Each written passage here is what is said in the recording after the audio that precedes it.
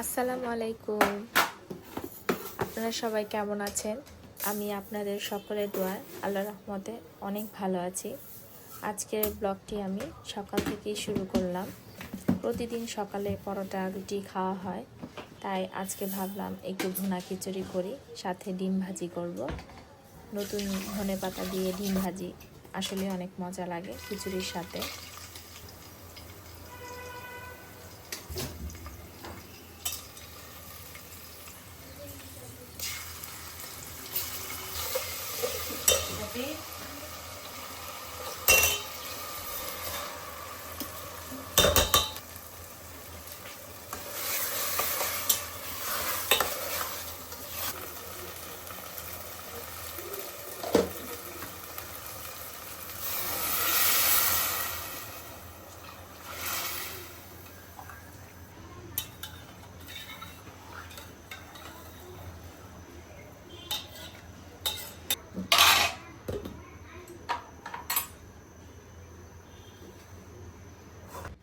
খিচুড়িটা হতে হতে আমি অন্য পাশে পেঁয়াজ কাঁচামরিচ ধনেপাতা কেটে ভালো করে মেখে নিয়েছি। শুধু ডিম ভেঙে ভেঙে তেলের মধ্যে ভেজে নেব।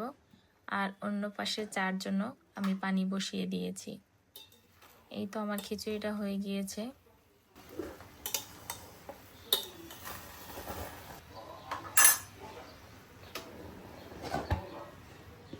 খিচুড়িটা হয়ে গিয়েছে, এখন আমি পাতিল সহিত টেবিলে রেখে দিব।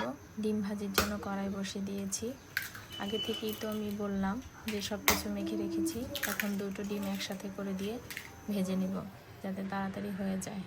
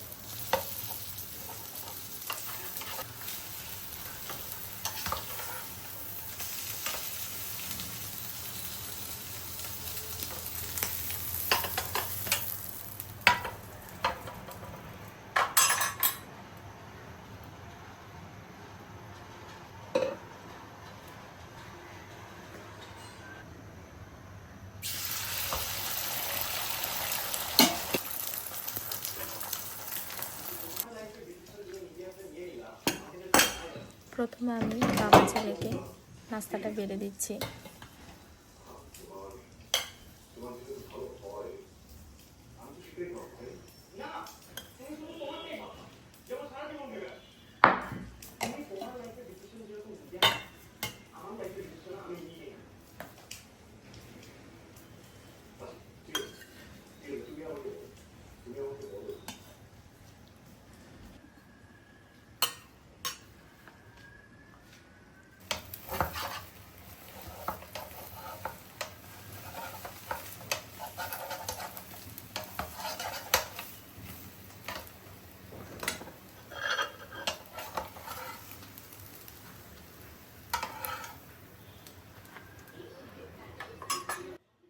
বাবার ছেলেদের নাস্তা দিয়ে এখন আমি আর হ্যাপি খেতে বসবো। অফ ক্যামেরায় আমি আর হ্যাপি খেয়ে নিয়েছি।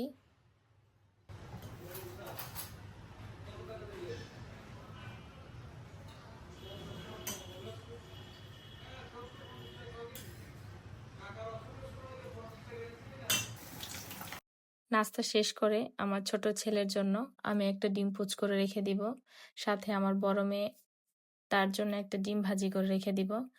সে ঘুম থেকে উঠতে উঠতে 12টা, আর তখন আমার রান্নার টাইম। রান্নার মাঝে তখন আমার খুব বিরক্ত লাগে সকালের ব্রেকফাস্টটা যদি শেষ না হয়। ওর ডিম ভাজিটা উঠিয়ে রেখে আমি চার জন্য সবকিছু দিয়ে নিব। চাতে আমি চিনি খাই না, তাই সবসময় চিনি ছাড়াই চা আমাকে বানাতে দেখেন। আমি চিনি খাই না, অনেক বছর হয়ে গিয়েছে। প্রথম প্রথম খারাপ লাগতো, এখন অভ্যাস হয়ে গিয়েছে, এই জন্য সমস্যা হয় না। বরং চিনি দিয়ে খেলে আমার আরো বেশি খারাপ লাগে। চিনি ছাড়াই চাটা আমার কাছে অনেক মজা করে খেতে পারি।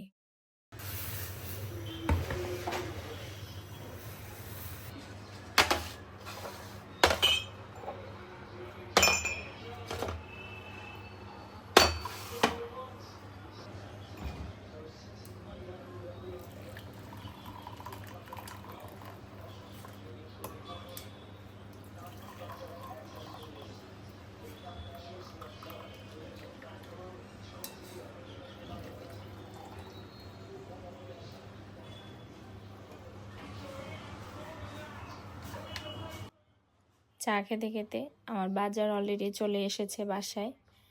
বাজারগুলি গুছিয়ে নিয়ে আমি রান্নার জন্য প্রিপারেশন নিব। আমি আজকে সিম আলু দিয়ে একটু চিংড়ি মাছ দিয়ে ভাজি করব। এই জন্য সিমগুলো কেটে নিচ্ছি। আর এখানে বুটের ডাল ভিজিয়ে নিচ্ছি ডালের বড়া বানানোর জন্য। এই ডালের বড়াটা খেতে অনেক মজা লাগে বুটের ডাল দিয়ে। আরেকদিন আপনাদের সাথে শেয়ার করব।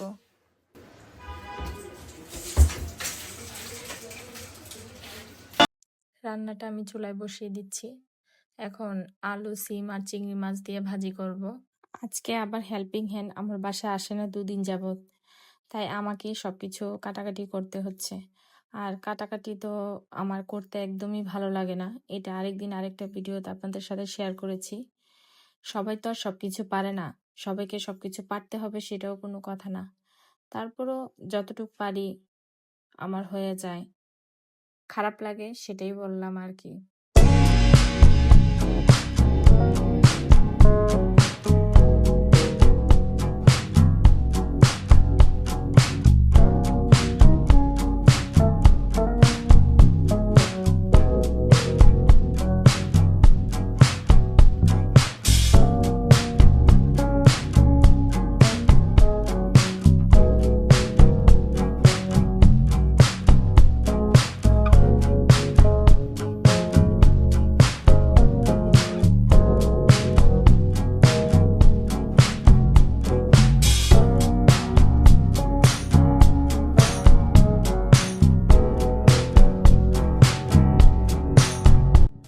এক চুলা রান্না হতে হতে আমি একটু পেঁয়াজ পাতা কেটে নিয়েছি শুটকি দিয়ে রান্না করার জন্য। এটা ভাজি করব। আর একটু মুরগি ছিল, মুরগিটাও আমি কেটে নিয়েছি অফ ক্যামেরায়, সেটা আপনাদের সাথে আর শেয়ার করিনি। আমার ভাজিটা অলমোস্ট ডান।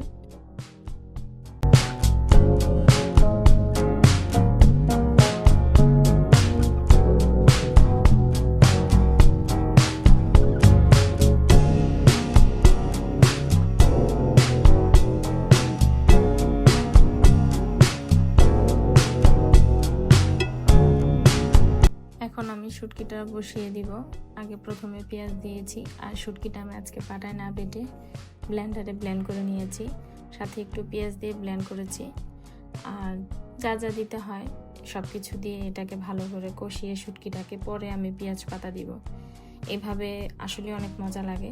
আর শুটকিটা খেতে আজকেও খুব মজা হয়েছিল। আপনারা তো খেতে পারবেন না, আমি নিজেই খেয়ে নিজেই বলছি অনেক মজা হয়েছিল।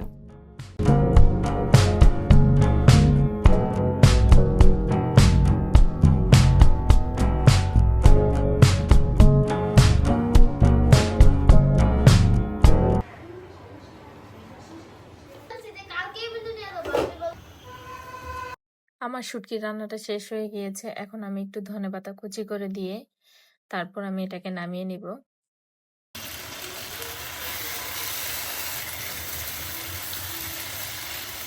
এখন আমি চিকেনটা বসিয়ে দিব। চিকেনটা রান্না হতে হতে আমি অন্য পাশে যে হাঁড়ি পাতিলগুলো অপরিষ্কার হয়ে আছে সেগুলিকে এখন ক্লিন করে নিব। আমার ছোট ছেলেটা ঝাল খেতে পারে না, তার জন্য আমি ঝালটা একটু কমিয়ে দিব। মরিচের অংশটা আমি একটু কমিয়ে দিয়ে রান্না করব। চিকেনটা হতে হতে আমি সব কিছু গুছিয়ে অফ ক্যামেরায় আমি আমার রুমগুলো ক্লিন করে ফেলেছি।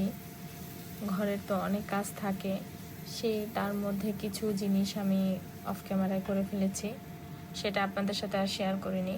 এটা অন্য এক সময় আবার আপনাদের সাথে আরেকদিন শেয়ার করব, যদি আপনারা দেখতে পছন্দ করেন। আর আপনারা আমার ভিডিওতে কি দেখতে বেশি পছন্দ করেন কমেন্ট বক্সে জানাবেন, তাহলে সেটাই আপনাদের সাথে শেয়ার করার চেষ্টা করব।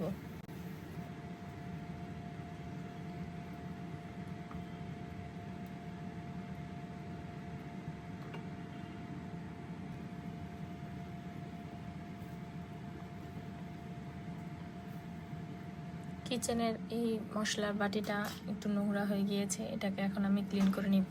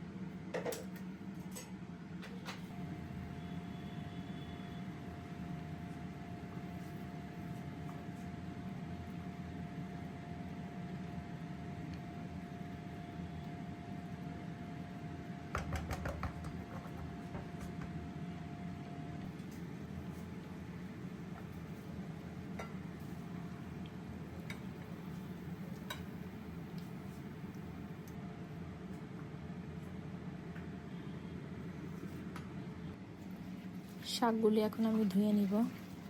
এটা আপনারা কে কী নামে জানেন আমি জানি না, আমি বত্তা শাক নামে চিনি।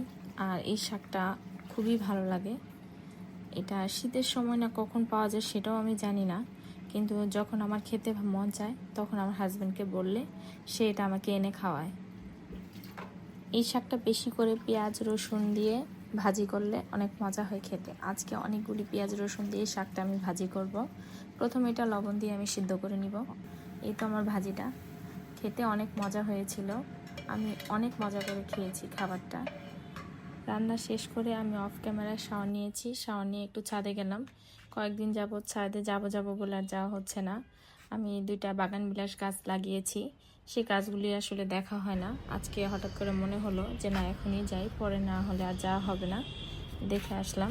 সাথে আমি কিছু কাপড় দিয়েছিলাম ছাদে, ওগুলো শুকিয়েছে কিনা সেটাই চেক করছিলাম। ছাদ থেকে এসে আমি দুপুরের খাবার খেয়ে নিলাম, সাথে আমার বাচ্চাটাকেও খাওয়ালাম। এবং দুপুরের পরে চা আমার লাগবে। আর এই শীত আসার পরেই দুপুরের পরে একটু চা খাওয়ার অভ্যাস হয়ে গিয়েছে। আর হঠাৎ করে দেখলাম যে আমার লিভিং রুমটা একদম অগোছালো হয়ে আছে। আর অগোছালো কোনো জিনিসই আমার ভালো লাগে না, কেন জানে। কে কীভাবে থাকতে পছন্দ করেন সেটা আমার জানা নেই, কিন্তু আমার অগোছালো কোনো জিনিসই আমার পছন্দ না। তাই আমার সহজে কাজও শেষ হয় না, সারাদিনই বলতে গেলে কাজ থাকে। কারণ আমার ঘরে যেহেতু ছোট বাচ্চা আছে, সে তো অগোছালো করবেই, আর সারাদিন আমার গোছাতেই যায়। এই তো আমার লিভিং রুমটা আমি একটু গুছিয়ে নিলাম, সাথে আপনাদের সাথেও শেয়ার করলাম। আর হ্যাঁ, আরেকটা কথা বলাই হয়নি আপনাদেরকে, যারা আমার চ্যানেলটি সাবস্ক্রাইব করেছেন এবং সুন্দর সুন্দর কমেন্ট করেন, তাদেরকে আমার পক্ষ থেকে অসংখ্য ধন্যবাদ ও অনেক শুভেচ্ছা রইল। আর যারা এখনও আমার চ্যানেলটি সাবস্ক্রাইব করেননি, তারা আমার চ্যানেলটি সাবস্ক্রাইব করে আমার পাশে থাকবেন, আমাকে সাপোর্ট করবেন এবং সুন্দর সুন্দর কমেন্ট করবেন।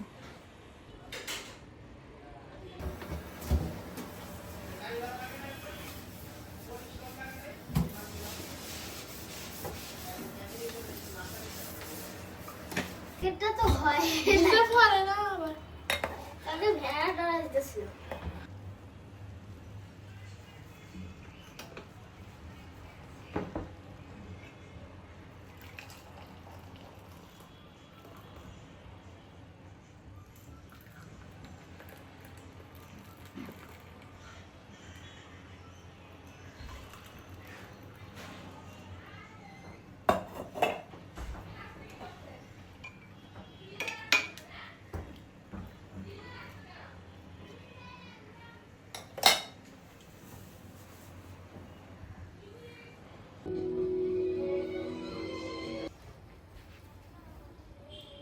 এখন আমি লিভিং রুমে বসে একটু চা খাবো।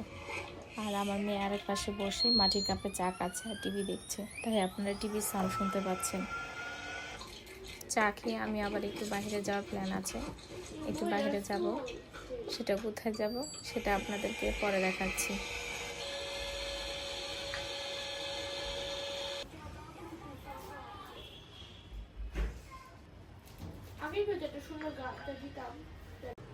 এই তো চা খেয়ে রেডি হয়ে নিলাম। আমি এখানে কোথাও আশেপাশে বের হলে কাপড় চেঞ্জ করতে খুব আলসেমি লাগে, তাই মাঝে মাঝে ঘুরে ঘুরেই বের হয়ে যাই। আজকে আমি পার্লারে যাব। অনেকদিন যাবত চুলগুলি কাটা হয় না, তাই আজকে একটু চুলগুলি কাটবো, সুযোগ পেয়েছি। যারা ধৈর্য সহকারে আমার ভিডিওটি এতক্ষণ দেখেছেন তাদেরকে অসংখ্য ধন্যবাদ এবং আমার অনেক ভালোবাসা রইল। আমার জন্য দোয়া করবেন, আমার পাশে থাকবেন। আল্লাহ হাফেজ।